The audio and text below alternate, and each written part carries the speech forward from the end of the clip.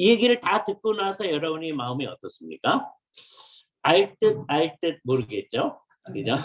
그때 이제 쓰기에 좋은 말이 하나 있습니다. 그죠?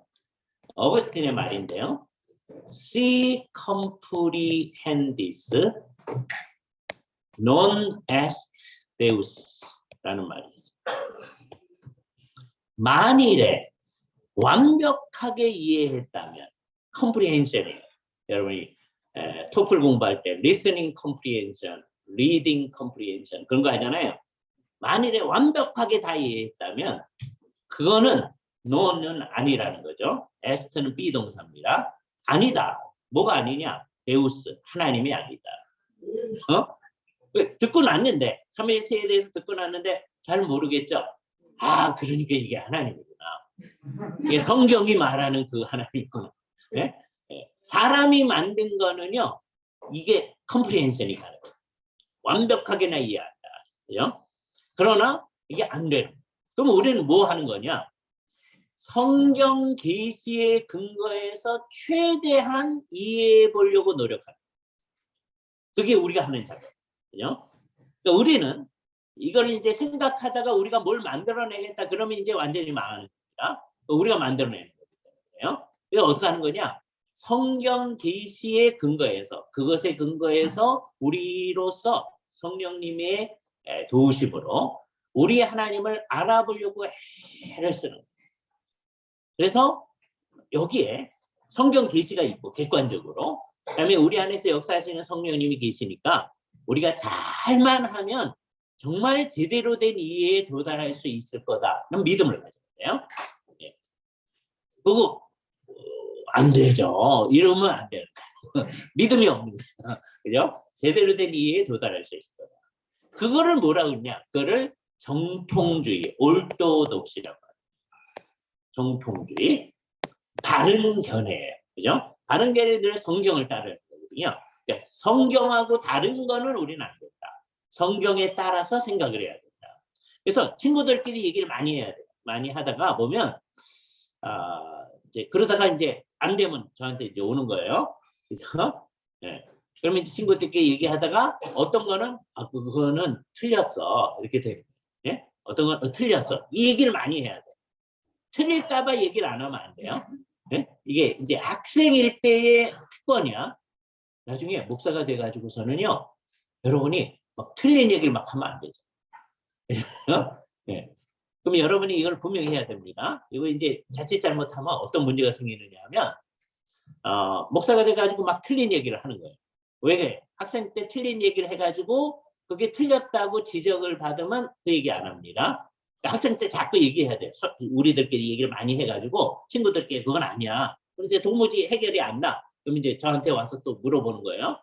그러면 그중에 이게 옳고 이게 그러다 이게 그럼 기분 나빠하지 말고 우리가 같이 성경의 가르침을 따라서 이제 가는 겁니다. 네, 그렇게 가는 거예요. 그게 올도독시의 길로 가는 거예요. 근데 이게 이제 잘 안 되니까 나중에 목사가 된 다음에 어떤 일이 발생하느냐면 삼위일체는 안 가르쳐요. 그럼 어떻게 되죠? 우리 교회는 지금도 모르는데 나중도 더 몰라. 네? 왜? 목사님이 한 번도 삼위일체를 가르쳐 본 적이 없어. 가르쳐지는 게 있는데 다 아까 양태론 이단 이상한 것들만 가르쳐줬어. 그죠? 교회의 공식적 가르침에서는 삼위일체가 없다. 그러면 이게 위험해져. 목사님이 이걸 잘 모르면 안 되는데 정확히 알아요. 그죠? 내가 아는 게 완벽하다. 그럴 수는 없어요. 그건 누구도 없어요. 저도 안 돼요. 그러나 우리는 성경의 근거에서 최대한 가까이 가지고 노력을 하는 거죠. 그러니까 정말 뭐가 앞서느냐 하면 삼위일체를 믿는 게 앞섭니다. 그러니까 내가 삼위일체를 뭔지를 몰라도 믿어야 돼요. 네? 그러니까 우리는 언제든지 믿고 시작하는 거예요. 그죠? 믿고 다음에 이해를 하는 대로 가요. 진짜로 믿는 데면 그걸로 가는 거예요. 언제든지. 다른 것도 마찬가지예요. 기독교 신앙은 언제나 믿는 거로부터 시작한다. 그러니까 기본적으로 뭘 믿어요? 성경을 믿는 거예요. 성경의 가르침을 잘 해가지고 그걸 전체적으로 이제 설명하는 작업을 이제 하는 거란 말이에요. 그리고 우리 하나님을 믿는 거예요. 그죠? 하나님이 나로 하여금 제대로 된 이해에 가게 하실 것이다. 성령님이 나로 하여금 그렇게 하실 것이다. 라고 하는 걸 믿으면서 하는 거죠. 자, 그래서 우리가 이제 강조해야 될 게 이제 두 가지입니다. 첫 번째는 성부, 성자, 성령 각 위가 온전하신 하나님이시라고 하는 것을 분명히 해요. 이게 이제 출발점이에요. 그죠? 이건 모든 칼빈도 그렇고 거의 모든 사람들이 그렇게 얘기하기를 출발하는 거예요. 성부도 온전한 하나님, 그다음에 성자도 온전한 하나님. 그러니까 여기서 뭐가 배제되느냐 하면 하나님이 아니다라는 모든 생각들이 배제되는 거예요. 예를 들어서 이마누엘 칸트 같은 사람은 예수님의 온전한 사람이다. 때문에, 예? 근데 하나님은 아니야. 그러니까 칸트 같이 생각하면 큰일 나는 거예요. 칸트는 하나님을 믿는 사람이에요. 근데 예수님이 하나님이라고는 생각 안 해. 예? 간디는요 예수님의 산상수훈을 너무 좋아해요. 예? 그런데 예수님이 하나님이라고는 생각하지 않아요. 그러니까 그 모든 것들은 배제되는 거예요. 그렇죠? 그러니까 예수님이 진짜 하나님이다. 그리고 온전한 하나님이심이 분명히. 아리우스 온전한 거 아니잖아요. 그래서 정말 온전한 하나님. 또 성령님도 온전한 하나님이심이 인정. 여기 출발점. 자, 그런데 이제 솔직하게 하나의 앞에 생각해 봅시다. 성부, 성자, 성령 가운데서 가장 천대받으시는 분 누구세요? 성령 하나님. 왜요? 성령이 우리 안에 계시다고 그러니까 우리하고 가까운 거는 우리가 좀 가볍게 취급합니다. 정말 이상해요. 여자분들이 다 이제 다 존댓말 하고 하는데 유일하게 반말하는 사람이 있어요. 누구죠? 요즘은 남편인가요? 친정 어머니. 예? 시어머니한테는 반말 절대로 안 해요. 근데 친정 엄마한테는 반말해. 예? 그런 경우가 많죠. 물론 이제 거기도 존댓말 쓰시는 분들이 있습니다만은 그렇게 얘기하는 거죠. 그죠? 왜 가까워서. 그죠? 그것처럼 성령님이 너무 가깝다고 생각을 해가지고 성령님을 하나님 취급을 덜 해. 이거 위험합니다. 성령님은 온전하신 하나님입니다. 성령님께 어떻게 하셔야 돼요? 온전히 복종하셔야 돼요. 성령님이 우리 안에 계셔요. 우리가 예수를 진짜로 믿는다면. 그죠? 우리 안에 계신 성령님께 온전히 복종하려고 해요. 그러니까 내가 성경을 잘 안 읽으려고 하는 거, 또는 생각을 잘 안 한참 하다 보면 머리가 쥐가 나잖아요. 그 다음에는 이제 생각을 하기 싫어하거든요. 성령님께서 복잡하니까 생각하지 말아라. 그럴 리가 없잖아요. 그러니까 생각 안 하려고 하는 것도 성령님께 순종하지 않는 거다. 그죠? 그러니까 성령님께 온전히 순종하는 것이 성령 충만한. 성령 충만한 게 황홀경의 상태에서 나도 모르는 소리를 막 얘기하고 그러는 게 성령 충만한 게 아니에요. 예? 성령님에게 온전히 복종해. 내 존재 전체가. 그러니까 내 지성도 성령님께 복종해야 돼. 그러니까 자꾸 성경을 읽도록 만드는 거죠. 성경에 따라서 생각하게 만드시는 거죠. 그래서 성령님을 온전히 존중해야 된다. 성부, 성자, 성령은 정말 동등하신 하나님. 어떤 목사님은요, 다른 분들한테는 그렇게 얘기 안 하는데 성령님한테 막 명령을 합니다. 네? 성령 받아라 막 그래요. 왜 그러시냐 그랬더니 예수님도 그러지 않아요. 당신이 예수님이냐 이렇게 물어봐야죠. 예수님은 그렇게 말씀하실 수 있어요. 성부, 성자, 성령 삼위일체 하나님. 우리는 그런 말 할 수 없죠. 우리는 우리에게 계신 성령님께 온전히 순종하는 것만이 있는 거다. 그죠? 그래서 제일 처음 출발점이 뭐여야 되냐면 성부, 성자, 성령의 그 동등성, 그 존재와 영광과 능력에 있어서 동등성을 분명히 해야 돼요. 그래서 이제 부차적으로 우리가 극복해야 되는 게 소위 종속론을 극복해야 돼요. 종속론은 어떤 거냐 하면 성부보다 성자가 조금 못해서 성자는 성부에게 종속하는 거다. 그러니까 성령님은 더 종속하는 거죠. 이렇게 생각하는 걸 종속론이에요. 종속론은 이단은 아니에요. 아까 아리우스주의, 그다음에 양태론 이단이라고 그랬어요. 종속론은 이단은 아니에요. 왜? 대부분의 교부들이 종속론적으로 생각했어요. 그래서 만일에 종속론이 이단이면 교부가 다 이단이에요. 그래서 종속론은 이단은 아니에요. 그러나 잘못된 거예요. 그래서 이제 삼위일체론이 제대로 돼가는 게 어떻게 되는 거냐? 종속론을 얼마나 극복하느냐. 교부들의 삼위일체론 제대로 된 거예요. 그런데 아직 뭐에 잔재가 있어요? 종속론의 잔재가 있어. 그거를 극복하는 일이 굉장히 중요해요. 그런 사람 중에 한 사람이 칼빈이고요. 그래서 칼빈이 성자에 대해서 무슨 말을 썼냐면 아우토테오스라는 말을 썼어. 스스로 하나님이시다. 그렇죠? 이거 굉장히 중요한 말이에요. 네? 그 교부들은 성부에게서 성자의 신성이 주어진다. 그거를 좀 강조하려고. 그죠? 니케아 신조에서 나온 표현, 빛으로부터 나온 빛이시며, 이런 표현, 하나님으로부터 나온 하나님이시며, 이런 표현을 할 때, 그걸 또 오해를 해가지고, 그러니까 아무래도 누가 더 앞선다? 성부가 앞선다. 그런 생각이 조금 있는 거예요. 그 교부들을 존중하면서도 성자도 처음부터 스스로가 하나님이시다. 라고 하는 거예요. 이 칼빈의 삼위일체론에 대한 기여 가운데 제일 큰 기여가 있습니다. 그 말은 안 쓰지만 성령님도 어떤 분이에요? 스스로 하나님이십니다. 그래서 우리가 이걸 분명히 해야 됩니다. 그러니까 우리는 뭐를 극복해야 된다? 종속론을 극복해요. 종속론이 이단은 아니에요. 교부들한테 그런 성향이 많이 있습니다. 이게 가장 극복이 많이 된 사람 중에 하나가 어거스틴인데, 어거스틴조차도 어떻게 하느냐 하면, 어거스틴은 성부, 성자, 성령의 동등성을 강조하면서도 그러니까 성자는 성부로부터 그 신성이 주어지는 걸로 자꾸 생각하는 거예요. 그래서 성부를 신성의 근원이다. 그런 말들이 계속 나오거든요. 그게 이단은 아니에요. 교부들이 다 그렇게 얘기했으니까. 근데 그게 자칫 잘못하면 뭐를 낳을 수가 있어요? 종소론을 낳을 수가 있어요. 그래서 그러지 않도록 주의해요. 마음 한편으로 이 종속론이 이단은 아닙니다. 그러나 종속론으로 가려고 하는 성향이 극복되어지는 게 우리한테 필요하다.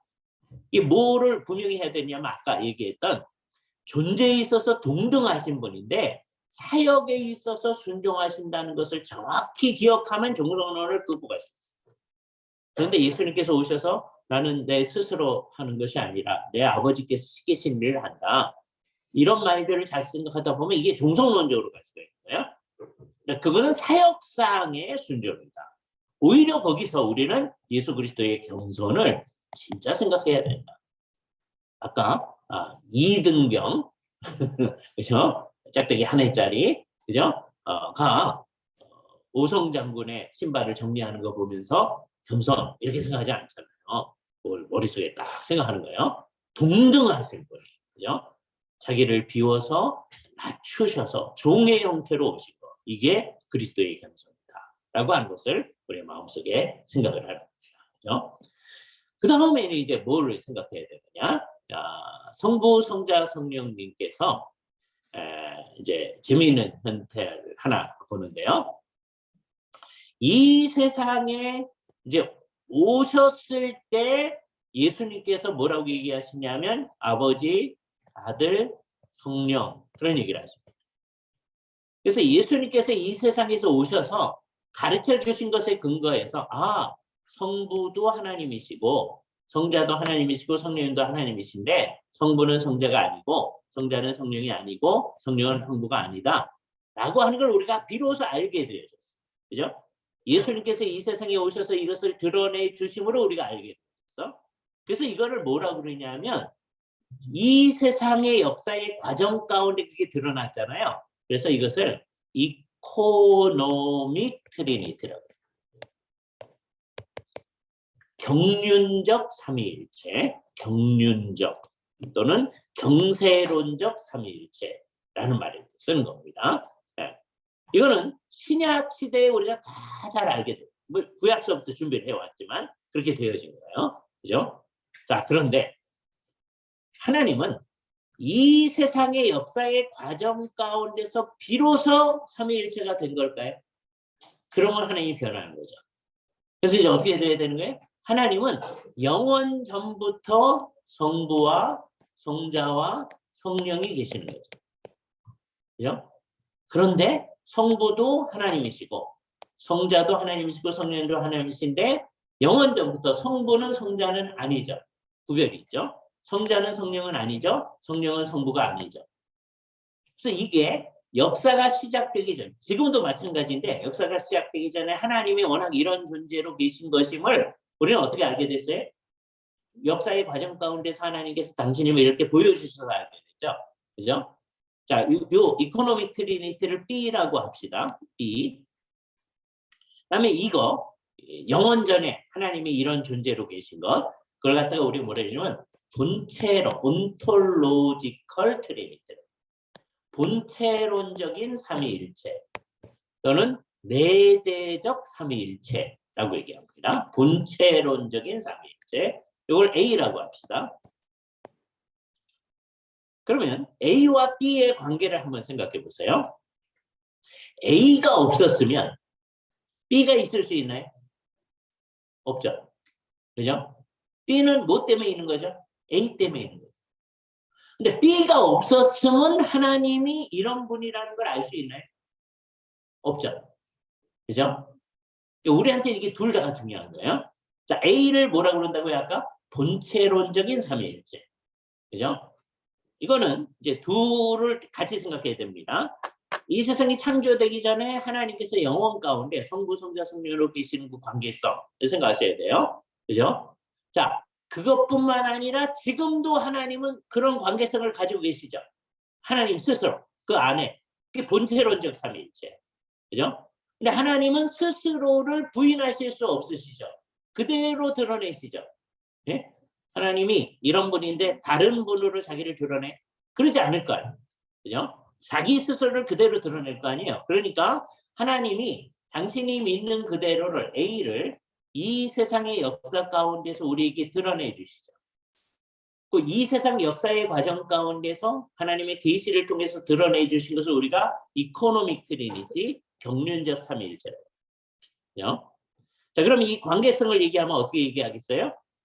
A가 있어서 B가 있는 거죠. 그렇게 말할 수 있죠. 그러니까 A는 B의 뭐라고 말할 수 있냐면 존재 근거예요. 그죠? A가 없으면 B도 없어. 근데 B가 없으면 A를 알 수가 없어. 그죠?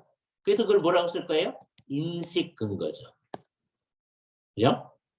자, 그러면 A와 B로 얘기를 해봅시다. A가 있어서 B가 있으니까 A는 B의 무슨 근거? 존재 근거. 그런 말을 할 수 있죠. 그다음에 B를 통해서 A를 알게 되죠. B가 없었으면 우리는 하나님이 이런 존재로 계신지 모르잖아요. 그래서 B는 A의 무슨 근거? 인식 근거라는 말을 할 수 있어요. 여러분이 이제 아주 멋있는 말을 할 수 있게 된 거예요. 이제 A, B라는 말을 쓰지 말고 A에 해당하는 말이 아까 뭐였죠? 본체론적 삼위일체. B는 뭐였죠? 경륜적 삼위일체. 그런 말을 쓸 수 있는 거예요. 뭐라고 말할 수 있어요? 본체론적 삼위일체는 경륜적 삼위일체의 뭐고? 존재 근거이고. 그잖아요. 다음에 경륜적 삼위일체는 본체론적 삼위일체의 뭐다? 인식 근거이다. 라고 말할 수 있죠. 모든 정통주의자들이 이렇게 생각합니다. 네? 정통주의가 아닌 사람들이 이제 다르게 생각합니다. 그러나 모든 정통주의자들이 이렇게 생각해요. 근데 이렇게 표현은 최근에 하기 시작. 네? 이게 굉장히 중요한 표현입니다. 그죠? 되게 이제 대학원 시험 볼 때 나오는 것 중에 존재론적 삼위일체와 경륜적 삼위일체의 관계에 대하여 논하시오. 뭐 이런 게 나오는 거예요. 그때 최고의 대답은 뭐예요? 존재론적 삼위일체는 맨 처음에 이제 존재론적 삼위일체가 뭔지를 써야죠. 그다음에 경륜적 삼위일체가 뭔지를 써야죠. 그런 다음에 그러므로 존재론적 삼위일체는 경륜적 삼위일체의 뭐고? 존재 근거이고. 그죠? 그 말은 뭐예요? 존재론적 삼위일체가 없으면 경륜적 삼위일체가 없으니까. 그죠? 그러니까 존재론적 삼위일체는 경륜적 삼위일체의 뭐고? 존재 근거이고. 그다음에 경륜적 삼위일체는 존재론적 삼위일체의 뭐다? 인식 근거이다. 우리는 하나님의 계시가 없이는 하나님이 어떤 분인지 알지 못해요. 그죠? 그래서 우리가 이제 이 말을 쓸 수 있는 겁니다. 그죠? 그러니까 여러분들이 이 말을 이제 널리 보급을 해야 되는 거예요. 그죠? 이게 이제 아주 중요한 말이 되어버렸어요. 예. 물론 이렇게 말을 안 했어도 옛날에서부터 정통주의자들이 이렇게 생각한 거예요. 예? 근데 이거를 이렇게 표현한다고 하는 건 굉장히 중요한 거예요. 그러니까 존재론적 삼위일체하고 경륜적 삼위일체 사실은 하나죠. 다른 게 아니에요. 하나님이 당신님을 계시해 주신 거예요. 그게 경륜적 삼위일체예요. 근데 하나님이 당신을 계시해 주는 거는 본래의 그 모습하고 같은 거예요. 그죠? 이거 우리 잘 생각해야 됩니다. 예, 성경에 이 시사가 있는데 이거 찬찬히 한번 가보죠. 하나님이 예수님이 아들인 거 우리가 어떻게 알아요? 예수님이 오셔서 자기가 자꾸 아들이라고 그러죠. 그죠? 아들이 자유케 하면 너희가 참으로 자유하리라. 예? 그래서 예수님이 아들인 걸 알아요. 경륜적 삼위일체. 그죠? 그래서 이분이 계속해서 하나님을 내 아버지 그렇게 얘기했어요. 내 아버지. 예? 보통 아버지가 아니라 내 아버지. 예? 예수님 얘기를 잘 들어보면 이제 나를 잘 믿으면 내 아버지가 곧 너희 아버지가 된다고 얘기하는데 내 아버지가 너희 아버지인데 그게 차이가 있어. 그래서 예수님과 아버지의 관계는 그걸 우리가 본체론적인 아들들, 본체론적인 아버지들이라고 표현하는 거예요. 우리가 예수님을 믿으면 우리가 하나님의 자녀가 돼서 하나님을 아버지라고 불러요. 근데 그거는 본체론적 아들됨이 아니야. 그거를 양자적인 아들됨. 우리는 예수 그리스도의 구속 사역을 통해서 양자가 되어진 거죠. 그죠? 아들이 아닌데 아들이 되어진 거예요. 그죠? 예수님이 없었으면 아들이 못 되는. 근데 예수님은 워낙 어떤 거예요? 본체론적으로 그런 분이에요. 그죠? 요것도 이제 복잡한데 이제 성령님 얘기를 하시잖아요. 구약 시대에도 성령님이 역사하고 계셨음을 우리는 곳곳에서 이제 알게 되어져요. 나중에 좀 자세히 볼 겁니다. 그래서 이 세상 역사의 과정 가운데서 예수님께서 성부와 성자와 성령이 계심을 얘기하셔요. 그죠? 그걸 분명히 알게 됐고, 근데 예수님이 얘기하고 사도들이 얘기하는 말 가운데서 독특한 말을 우리가 살펴볼 수 있어요. 예를 들자면 요한복음 1장 18절 말씀을 잘 보세요. 요한복음 1장 18절. 정말 독특한 말인데 본래 하나님을 본 사람이 없으되 이 세상에 아주 객관적인 사실입니다. 그죠? 한 사람도 하나님 본 사람 없다. 네? 모세 어떻게 됐어요? 하나님 지나가고 하나님의 영광만 봤다 그러잖아요. 네? 그러니까 하나님을 가장 가까이 하여 본 사람 같은 분이 모세 같은 분인데 모세도 못 봤다. 하나님의 영광만 봤다. 본래 하나님을 본 사람이 없는 거예요. 나중에 이제 자세히 말씀드릴 텐데 하나님은 안 보이는 거예요. 볼 수가 없어요. 네? 이거에서 이제 어긋나게 하면 안 됩니다. 나는 봤는데요. 이러면 큰일 나요. 네? 네? 하나님은 안 보이는 거예요. 그런데 놀라운 건 아버지 품속에 있는 독생하신 하나님이 나타내셨다. 네? 우선 나타내셨다. 그것부터 중요한 거예요. 그래서 예수님이 나중에 나를 본 사람은 아버지를 봤다. 그러잖아요. 하나님 안 보이는 건데 어떻게 봐요? 예수님은 볼 수가 있죠. 왜? 예수님 어떻게 오셨으니까 몸을 가지고 오셨어요. 그죠? 그죠? 그러니까 나를 본 사람은 아버지를 봤다. 그때 그 아버지를 봤다는 게 예수님을 보는 거하고 똑같은 건 아님을 알 수 있죠. 예수님을 보는 건 눈으로 본 거예요. 물론 이제 눈으로만 봐서 예수님을 진짜로 아는 건 아니에요. 예? 그 당시에 팔레스타인에 상당히 많은 사람이 예수님 눈으로 봤어요. 근데 그 중에 예수님을 하나님이라고 한 사람은 극히 소수예요. 예? 그 사람들이 예수님을 진짜로 본 사람. 예? 뭐 예수님이 하나님이심을 이렇게 나타내 보이신 게 변화산상 같은데, 근데 그때 세자만 봤거든요. 예? 나머지는 보지도 못했어. 그러니까 안 봤으니까 안 믿어도 되죠. 나중에 뭐라 그래요? 보지 못하고 믿는 자가 더 복되도다. 우리는 안 봤으니까 안 믿는다. 그러면 안 돼요. 주님의 계시의 근거에서 이분은 하나님이시다. 근데 대부분은 안 그런 거예요. 예수님은 눈으로 봤지만 눈으로 봐도 못 보는 사람이, 네? 예수님이 하나님이신 줄 못 보는 사람들이. 그죠? 더군다나 아버지를 봤다. 아버지 보는 건 눈으로 보는 게 아니잖아요. 그죠? 아버지가 어떤 분임을 예수님이 아버지 하나님을 드러내 주신 거죠. 자, 근데 그것도 이제 놀라운데, 그러니까 이제 우리는 하나님을 못 봤지만 하나님이 어떤 분이신지를 누구를 잘 보면 알 수 있어요? 성경이 말하는 예수님을 잘 보면 알 수 있어요. 근데 그 예수님을 뭐라고 표현하느냐면 아버지 품 속에 있는, 아버지 품 안에 있는, 그 말의 뜻은 물리적으로 생각하면 안 돼요. 예수님은 성부 하나님의 품에 있는 거죠. 성부 하나님이 이렇게 계시죠. 네? 이때 딱 생각나야 될 말이 뭐예요? 하나님은 영이시니. 하나님이 이렇게 품이 있죠. 영이 품이 있어요. 이걸 알아들어야 돼요. 네? 요게 신인 동형론적인 표현이에요. 하나님을 사람과 같은 형태로 표현하는 거예요. 이게 뜻은 뭐예요? 하나님과 아주 가까이 계시는 아버지와 아주 가까이, 품 속에 있는 그 말이에요. 예? 내 품에 있는 그 말은 아주 가까이 있는 그 얘기예요.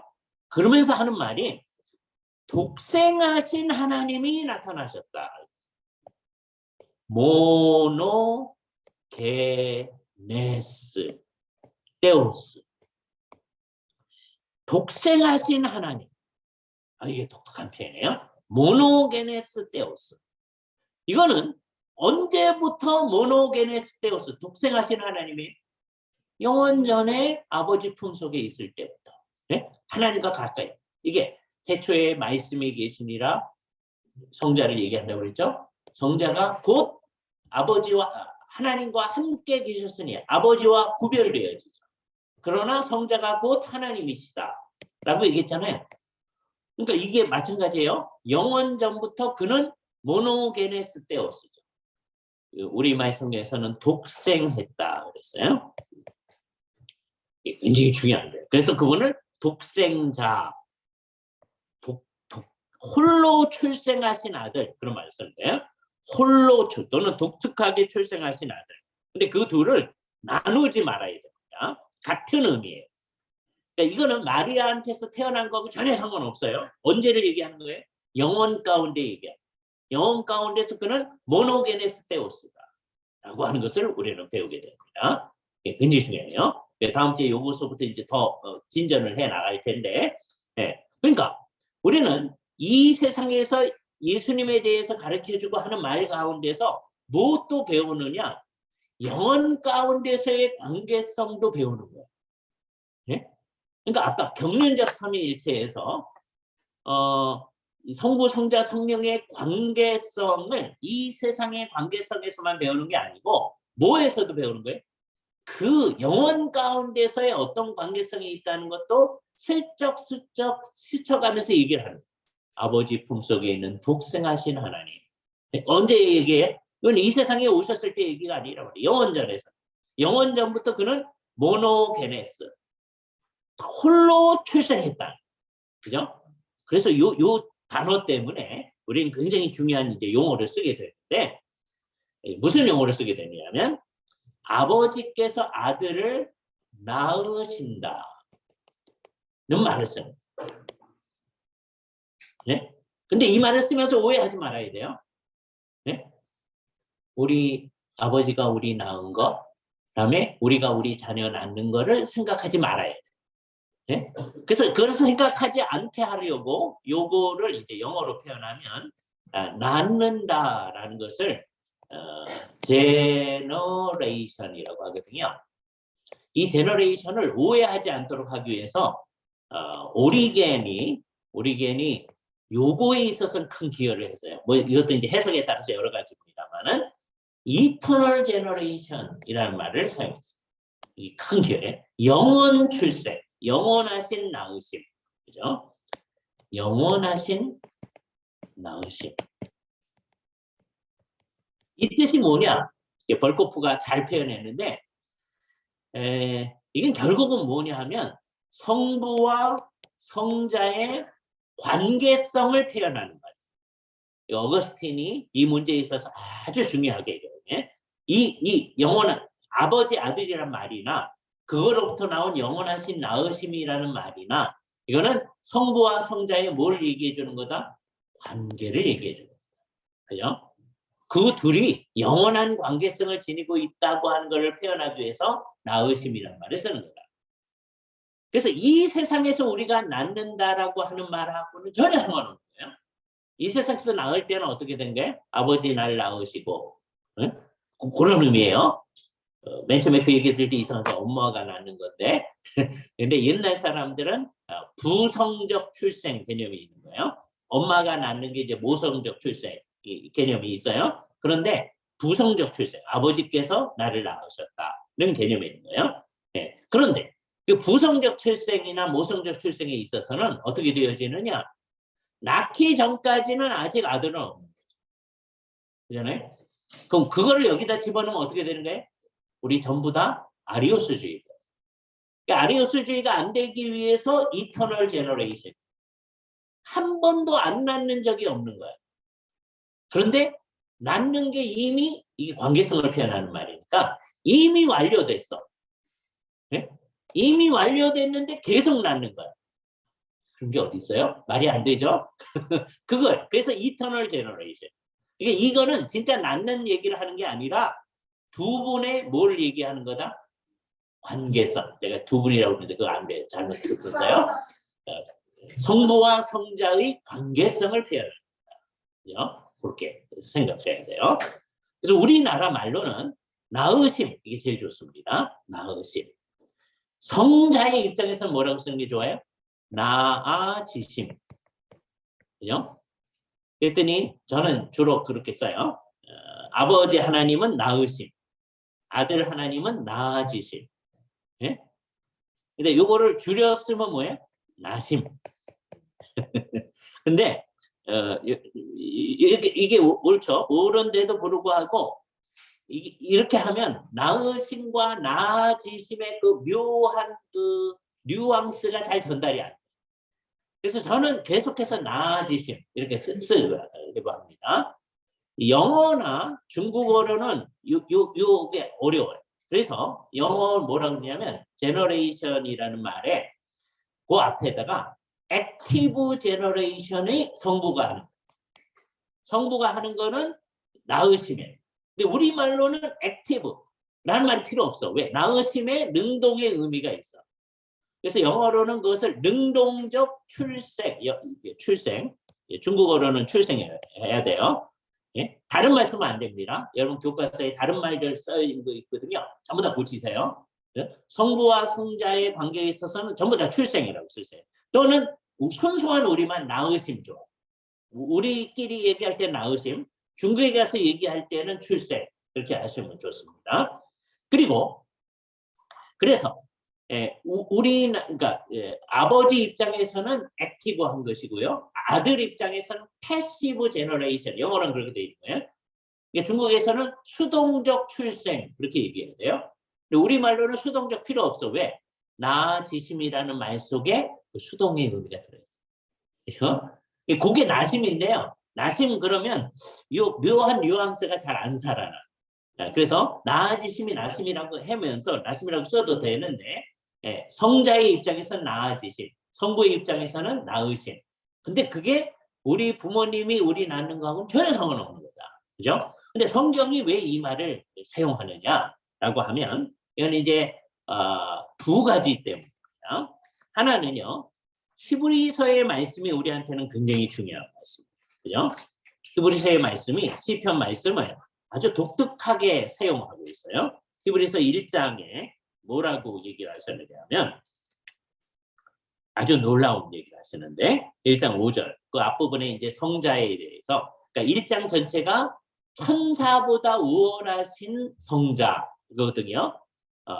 성자는 천사보다 우월하다. 왜 히브리서에서 이 얘기를 하느냐? 어떤 사람들이 천사 숭배하는 대로 막 가는 사람들이 있었던 거예요. 초대교회. 그걸 막느라고 얘기를 한 거예요.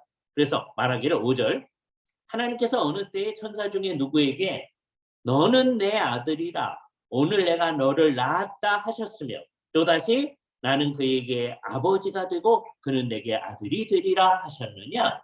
천사한테는 아무한테도 그렇게 얘기하지 않았냐. 그러니까 아들은 누구보다 우월하시다? 천사보다 우월하다. 이 얘기를 하는 거예요. 요 표현 너는 내 아들이라 오늘날 내가 너를 낳았도다 라고 하는 이 표현 시편에 있는 말씀을 인용해 오신 겁니다. 이거 굉장히 중요한 말씀이에요.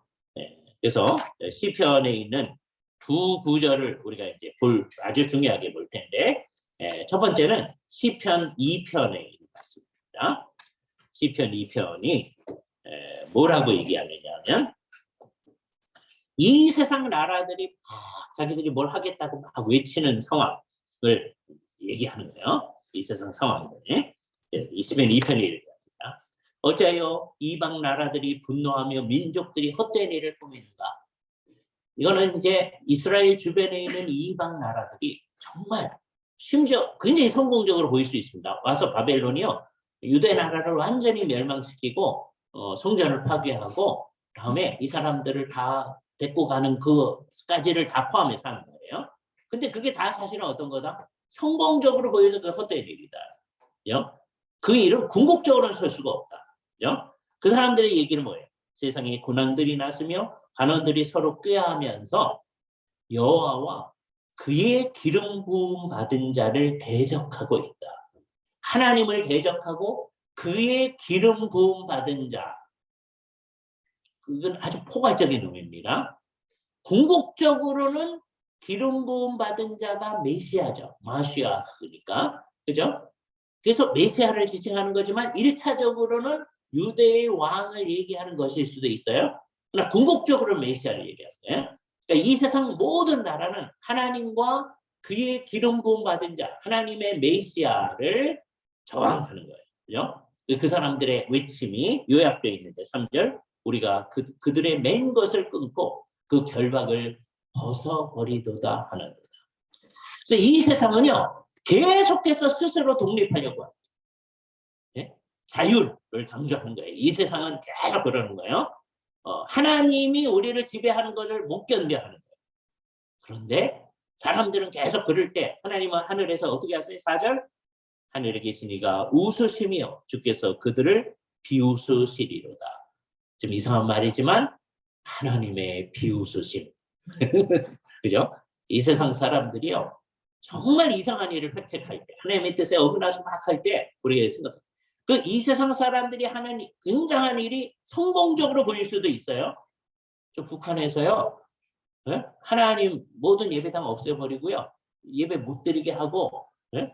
하는 일 성공적으로 지금까지 그러고 있으니까 성공적으로 보일 수도 있습니다. 그냥 위성으로 이제 예배당 하나 만들어 놓고 이제 사람들이 보이기 위해서 하고 진짜 예배당은 하려면 이제 있을 수가 없으니까 숨어서 예배 드려야 되는 이 상황을 만들어 놓은 거예요. 그러나 그 상황 가운데서도 하나님은 비웃으신다. 궁극적으로 설 수는 없다. 언젠가는 다시 평양에 가서 저 우주에서 압록강변에서 우리가 함께 북한에 있는 성도들하고 예배할 날을 우리는 바라봐요. 이게 언제 있을지 모르죠. 그죠? 그걸 생각을 해야 됩니다.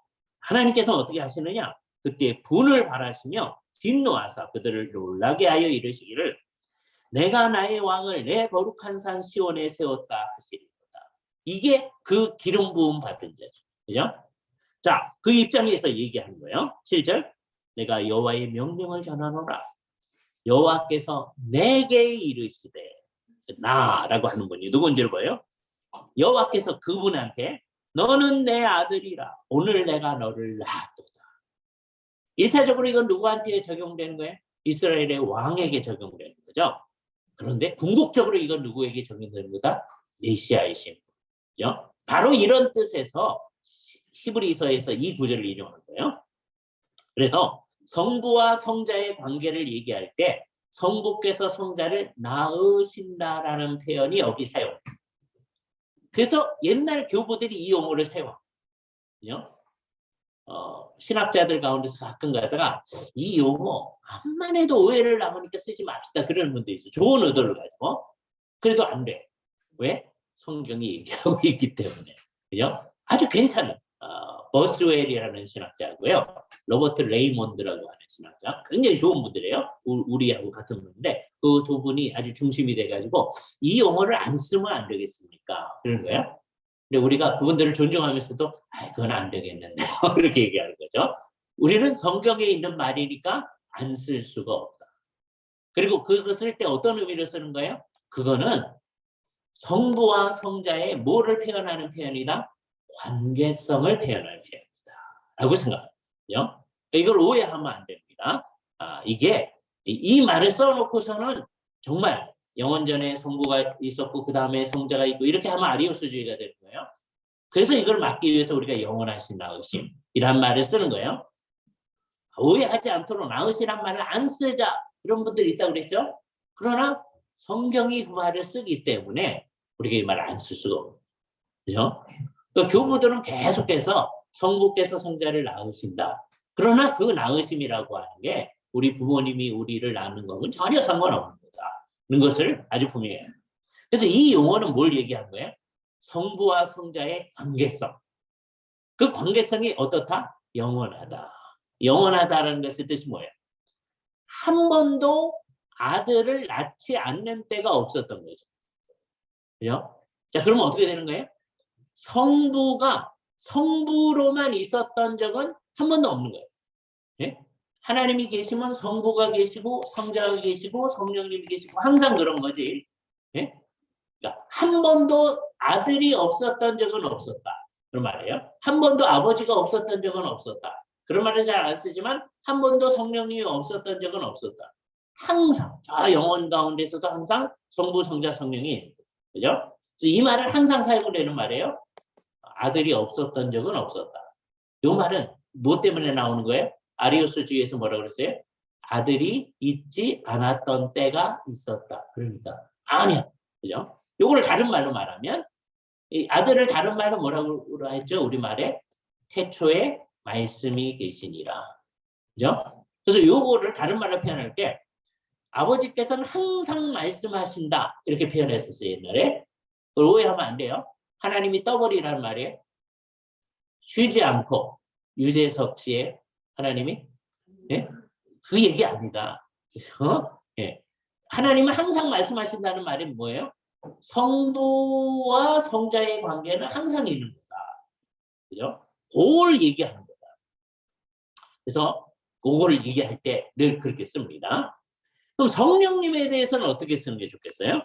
성령님에 대해서는 우리가 지난번에 한 구절을 봤는데 요한복음 15장 26절에 있는 말씀에 의하면 예수님께서 이제 뭐라고 얘기하시냐면 내가 아버지께로부터 너희에게 보낼 보혜사 이제 나중에 오순절에 너희에게 보내드린다는 거죠. 보혜사 곧 아버지로부터 나오시는 진리의 성령이 오실 때 그도 나를 증언하실 것이다.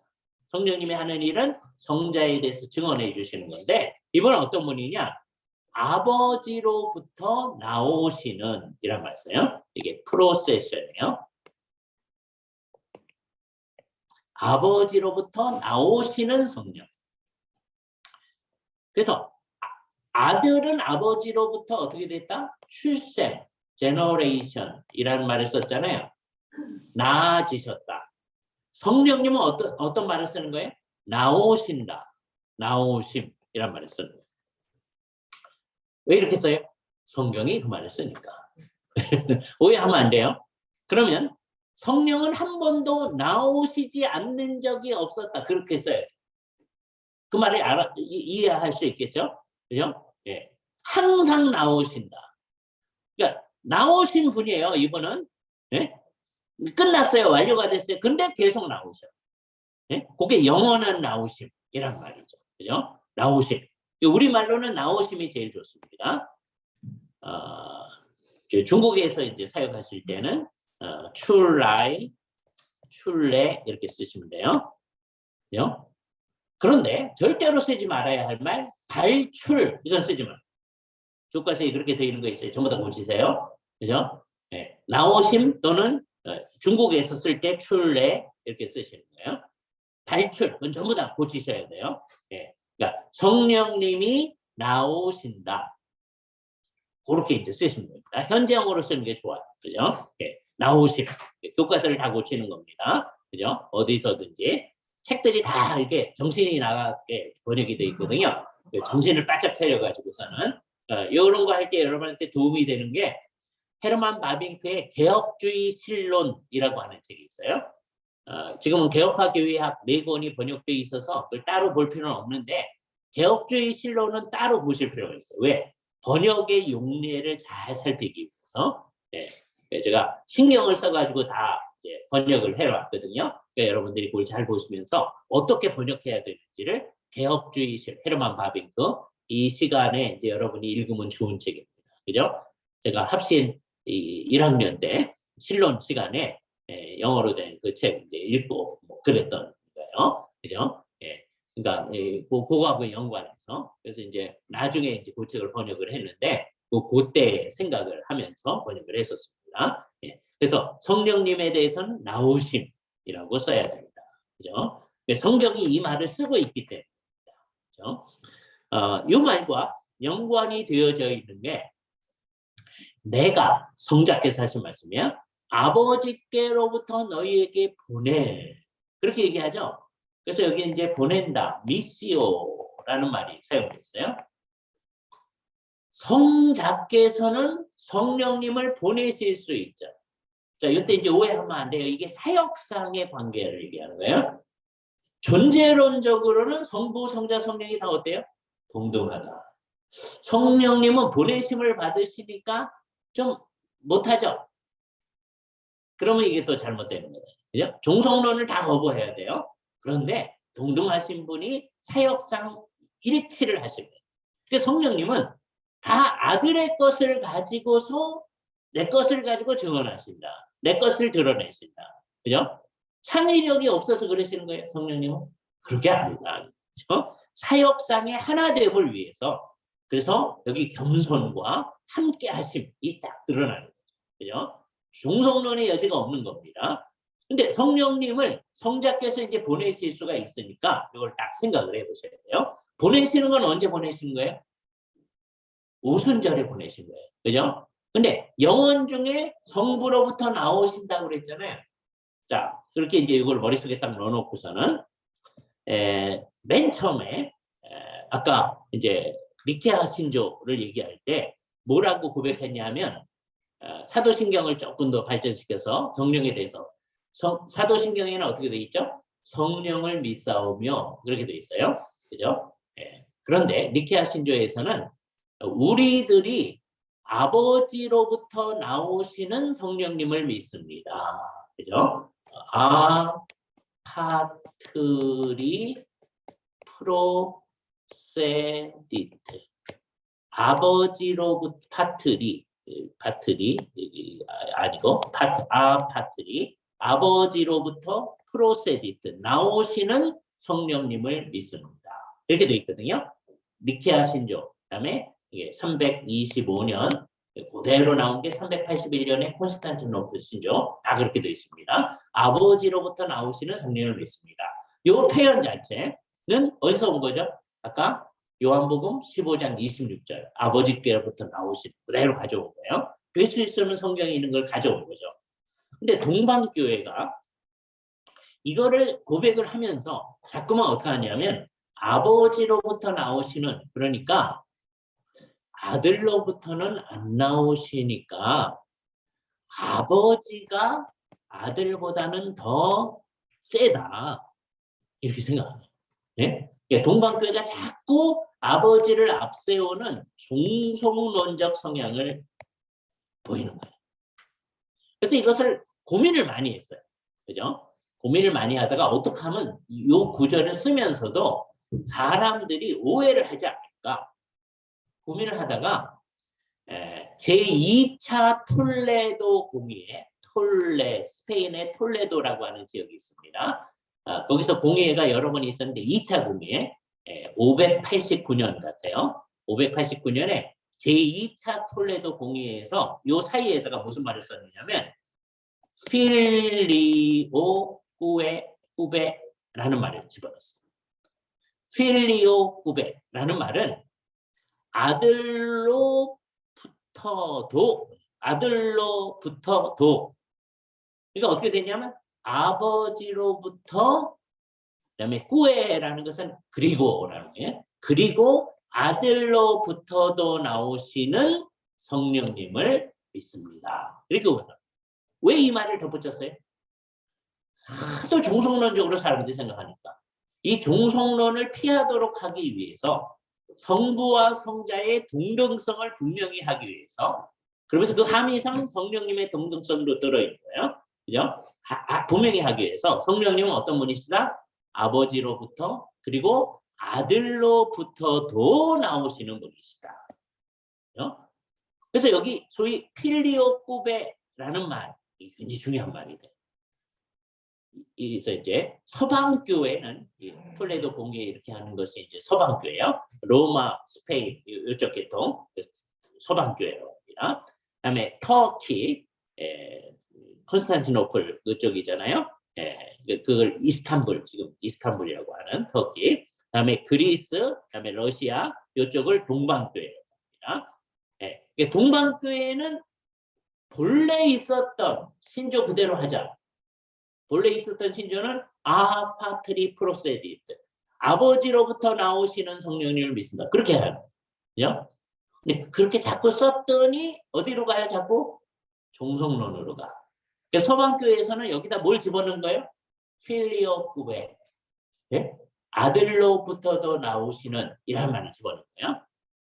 왜 집어넣었어요? 맨 처음에 신조를 만들었을 때 의도를 분명히 하기 위해서. 맨 처음에 신조를 만들었을 때는 종속론으로 가지 말자는 의도가 있었는데 사람들이 자꾸 종속론으로 가니까 본래의 의도에 충실하기 위해서 새로운 말을 집어넣었어요. 서방교회는 지금까지 뭐라고 그러냐면 우리는 본래의 의도에 충실한 거다. 동방교회 뭐라 그래? 너희 왜 우리 선배들이 만들었던 신조에다 새로운 말을 집어넣느냐? 지금까지 싸우고 있어요. 그죠? 예. 근데 우리는 서방교회 전통을 가지고 왜냐? 종교개혁이 이제 서방교회 지역에서 일어나가지고 천주교회가 개혁파가 되고 루터파가 되고 된 사람들이니까 우리는 서방교회 전통을 가지고 있나요? 서방교회에서는 전부 다 우리 이제 종교개혁교회를 포함해서 전부 다 필리오쿠에라는 단어를 굉장히 중요해요. 우리는 종속론을 극복하는 사람들이다. 동방교회는 어떻게 하는 거예요?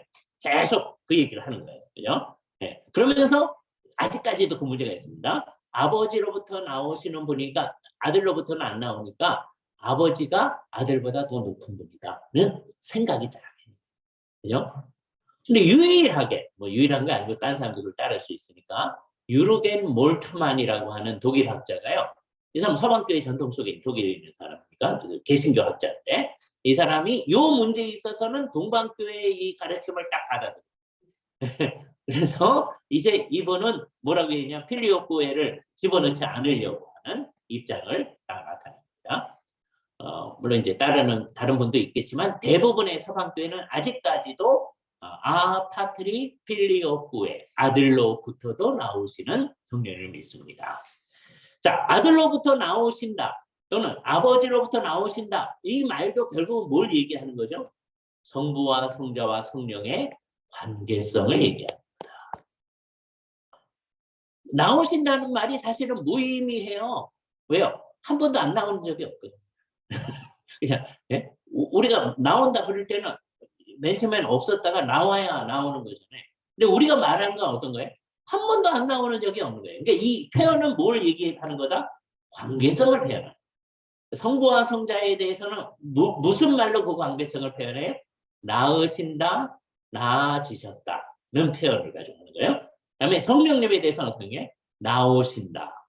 또는 어떤 말을 이제 사용하느냐면 여기 성령이라는 말이 어디서 나오는 거냐면 전부 다 이제 헬라어나 히브리어도 전부 다 이게 어디서 온 말이냐면 루아흐라는 말이거든요. 이게 바람이라고 바람, 숨 쉬어지는 거. 그다음에 푸뉴마 히라보의 푸뉴마 이것도 이제 숨 쉬는 거와 관련된 거예요. 그래서 성령님에 대해서는 스피라티오라는 말이 있습니다. 스피라티오. 숨 쉬어진다. 그래서 이제 아까 아버지가 항상 말씀하신다 그랬잖아요. 그게 성부와의 관계성을 얘기하는 거잖아요. 그러니까 하나님은 항상 숨 쉬신다. 그런 말을 써요. 하나님 숨 안 쉬면 이제 지식에서 돌아가서 숨 쉬신다는 거예요? 그게 아니라 성령님의 관계성이 계속된다는 말이에요. 그죠? 그래서 성령님은 숨 쉬어 주신 분이라는 말도 써요. 스피라티오. 그죠? 아까 나오신다는 말하고 할게. 이게 머릿속에서 연결이 되는 거죠. 그러니까 나오는 거하고 숨 쉬는 거하고 이 연결이 머릿속에서 이제 서구 사람들이 된 겁니다. 그죠? 성령님은 숨 쉬어지신 분이라고 생각해요. 그죠? 나오시는 분이라고 생각하는 거죠. 근데 한 번도 안 나온 적이 없어. 그게 성령님의 독특성이죠. 이거를 이제 우리 신약 시대에 이제 잘 알게 됐어요. 성경이 그렇게 얘기하니까. 자, 그러면 이제 우리의 과제는 뭐냐? 구약 시대에는 어땠을까요? 그죠? 그래서 이거를 한 주간 동안 이제 집에서 생각을 해보는 거예요. 네? 한 주간 동안 집에 생각하니까 굉장히 도움이 돼. 왜? 그래야 이게 연결어. 그렇잖아요? 우리가 지난주에 삼위일체를 한 주간 동안 생각해 왔었으니까 오늘 삼위일체 얘기하는 게 이게 의미 있게 열매를 맺는단 말이에요.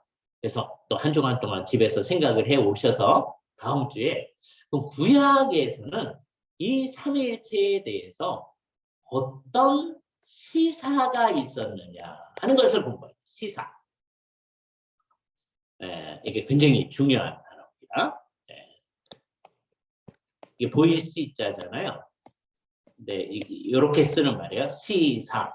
근데 중국 사람들이 이걸 잘 안 쓰더라고요. 앞만 써줘봐요. 잘 몰라요. 우리말로는 다 시사를 잘 알거든요. 시사가 뭐 하는 거예요? 힌트 해주는 거죠. 그죠? 넌지시 일러주는 거예요. 그죠? 이게 구약에 나타난 삼위일체에 대한 계시인데요. 이걸 이제 다음 주에 이제 잘 공부할 거예요. 그런데 신약에 나타난 거하고 비교를 해보면 구약에 나타난 거는 희미한 것처럼 보여요. 근데 뭐 때문에 그러냐? 신약에 밝은 빛이 나타나서 희미해요. 구약 시대에는 희미하지 않아요. 네? 이걸 잘 알아야 됩니다. 그래서 여기서 우리가 뭘 공부하느냐? 지난번에 얘기했던 계시의 점진성을 생각해요. 계시는 하루아침에 위에서 뚝 떨어진 게 아니다. 그죠? 점점점 계시를 해주셨죠. 그러니까 삼위일체 하나님에 대해서도 어떻게 해주었을까요? 점점점 계시를 해주었을 거예요. 그죠? 그거를 이제 우리가 공부를 해야 됩니다. 그래서 우리가 다음 주에 이 구약 시대의 삼위일체에 대한 계시가 어떻게 드러나느냐 보기로 가도록 하겠습니다. 기도하겠습니다. 거룩하신 주님 감사합니다. 오늘 우리가 삼위일체에 대해서 잘 정리할 수 있게 해주셔서 감사합니다. 우리의 생각들을 정리하시며 우리가 하나님을 잘 알아가면 알아갈수록 더 정확히 알 뿐만 아니라 주님을 사랑할 수 있도록 우리를 인도하여 주시옵소서.